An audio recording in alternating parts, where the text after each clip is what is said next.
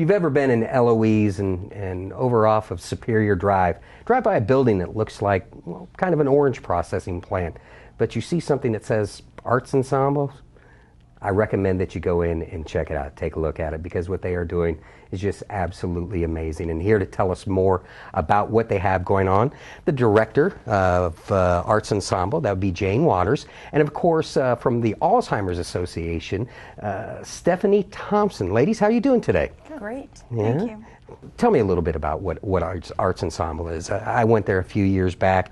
It was Friday night. It was kind of a little fundraiser type deal. And I walked in and I was just absolutely floored to see what was going on in there. And that is most people's expression when they come into Arts Ensemble for the first time. Arts Ensemble began about 7 years ago. I've been with the organization for 5 years, and in that 5 years, somewhere around year 2 of my existence there, we opened an education foundation and started to embark on what would become a healing arts center. So today, Arts Ensemble is a healing arts center, and we work with terrific organizations like the Alzheimer's Association and Stephanie Thompson. We've done some work with Dr. Aaron Bush out at USF, Peace River, Polk County School Board. Those are some of the people that utilize our facilities and our services there. The very short of what we are is we are the artistscape. What exactly, now you say healing, healing what? Healing arts. What exactly is that? It's really an Eastern philosophy of healing arts, and what that means is that we offer things, of course, visual arts, painting. We also do massage therapy. In the fall, we'll have massage therapy, yoga, meditation. Those are some of the classes that we also offer there. So when you go out to within the community and create partnerships such as the Alzheimer's Association and different entities, how do you choose? Do they choose you? How do you come about that? You know, I wish that I could say that I had, a hard and fast plan to establishing partnerships. What we're finding happen is the more organizations know what it is that we're offering, which is free services to those in need.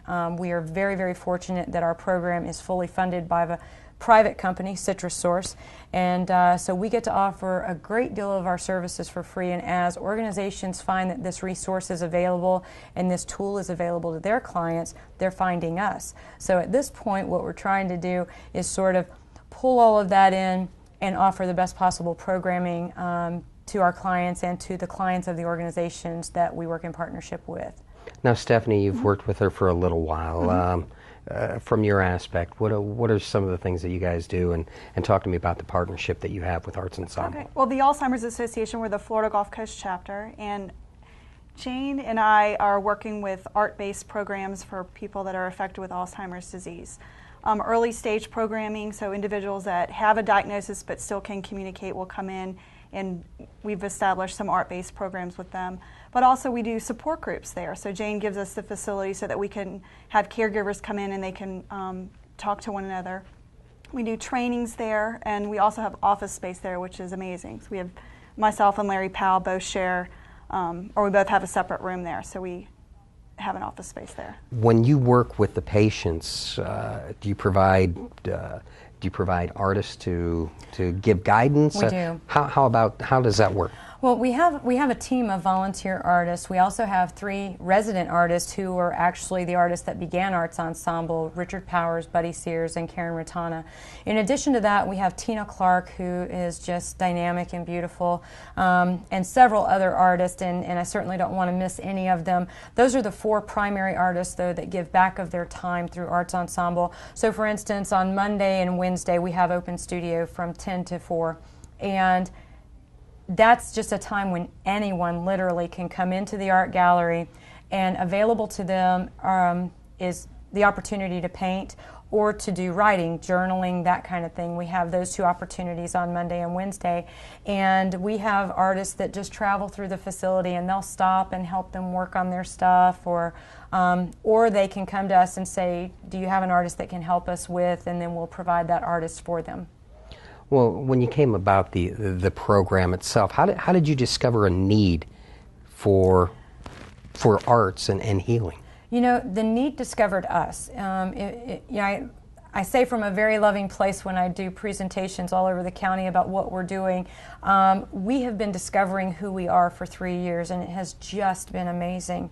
What has happened is somebody will say, oh, did you know that they're doing painting out at Arts Ensemble?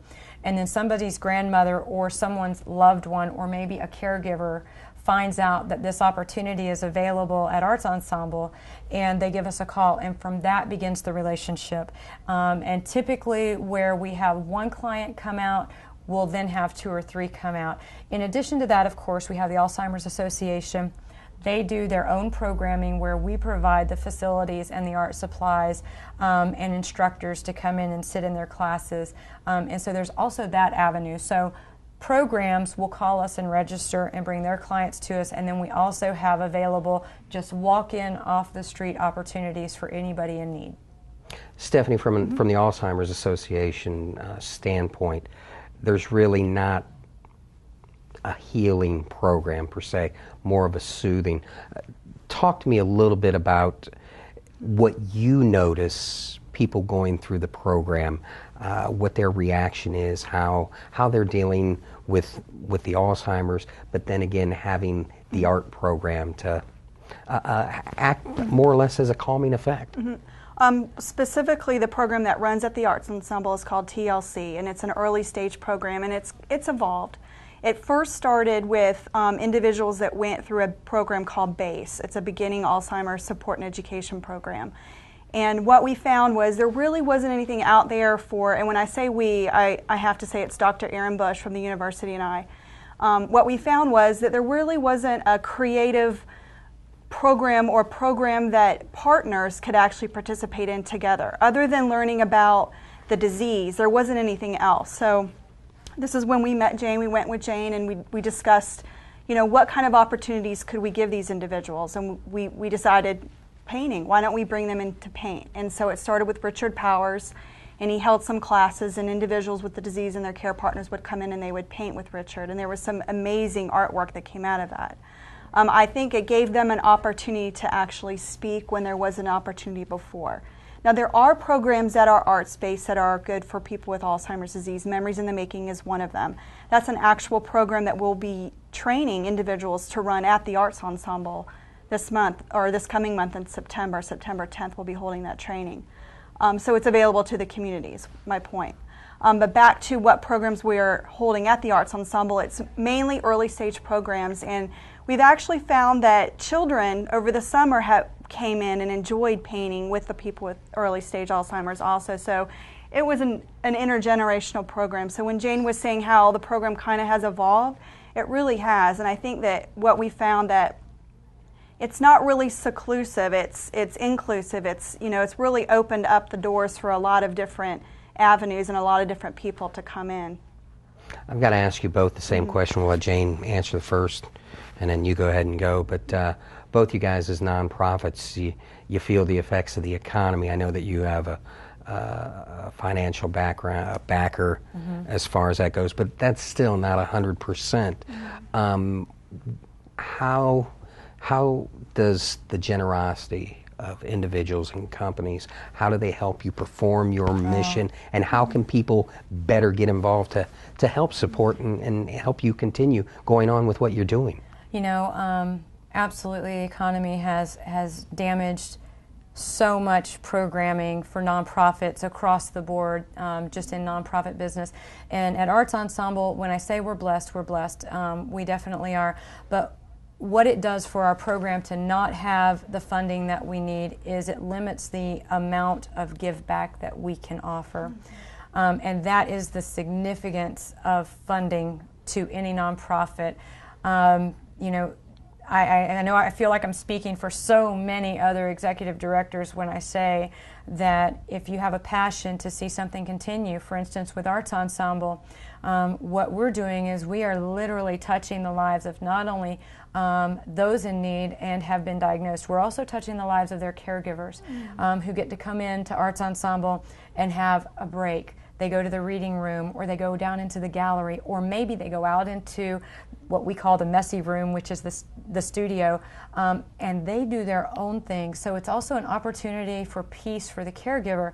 So without those funds, we don't get to offer those kinds of services to the number of people that really, really are in need. Stephanie, how does the generosity of both individuals and companies giving to the Alzheimer's Association, how does it help you with your bottom line in completing your mission? Oh, we definitely can use some more support. We could up our programs. We do write grants and have grants coming in to help support a lot of our programs, but we have so much need out there. I think we could, double our services if we had more funding coming in. What are some of your fundraising activities? I know you have a memory walk. What are some of those, and how can people get involved in them? Our biggest fundraising event of the year is our memory walk. This year it's November 13th, and it's going to be at the Lake Mirror. The Lake Mirror Amphitheater, actually. You can go online at alz.org and click on Memory Walk, and it'll pull up your area. You could type in Polk County and it'll pull up our area walk. It's not only a big fundraising event, but it's actually an advocacy event too, where individuals can go out and walk and have a place to say, hey, we need to find a cure for the disease. And do you ever have any kind of fundraising events, anything along that lines? We do. Actually, we've taken the last year off. The year prior to that, we were very fortunate to have the New York Museum of Modern Art come in, and we did a big show, and it was wonderful. We took the last year off. We're just gearing up for fundraising this year because we have all new programming coming up, and we know the number of people that we're trying to reach. So right now, we are just looking for individuals and businesses who want to participate and want to see the healing arts continue to grow. Contributions that come into Arts Ensemble Healing Arts specifically 100% pay for art supplies and pay for program instructors for some of the programming that we have. Stephanie, in our last few minutes, if you could, I need you to talk to me about the importance of the Polk County community supporting things along the lines of Alzheimer's Association or Arts Ensemble, because there is a calming, healing effect. Okay. Well, currently there's 5.3 million Americans that live with the disease. In Polk County, there's over 15,000. It's probably close to 16,000. And if we think about that, that's Alzheimer's disease, which is only one of 50 types of diseases that can affect the brain. So there's more than that. There's a lot of individuals that are affected with the disease, not only them, but also their caregivers and their families. And they do need an opportunity to get away from the disease. They need an opportunity to be creative, to feel like they have an avenue to communicate. Stephanie Thompson, the Alzheimer's Association, Jane Waters with Arts Ensemble. It is an incredible thing that both of you do to help support those in the Polk County community and help that healing and calming and soothing effect for those in need. I want to thank you for coming on the show today and appreciate your time and getting the information out. Thank you very much. And it's Arts Ensemble. It's there in Winter Haven. If you've never been, I recommend you take the time, you stop in, you check it out, stop in, say hi to Jane, maybe Stephanie will be there. Arts Ensemble, the Healing Arts Center. They are located at 1000 American Superior Boulevard in Winter Haven. Most programs are free. However, some classes and workshops require a registration or fee. You need more information, give them a call, 863-293-2700, or look them up on the World Wide Web at artsensemble.com.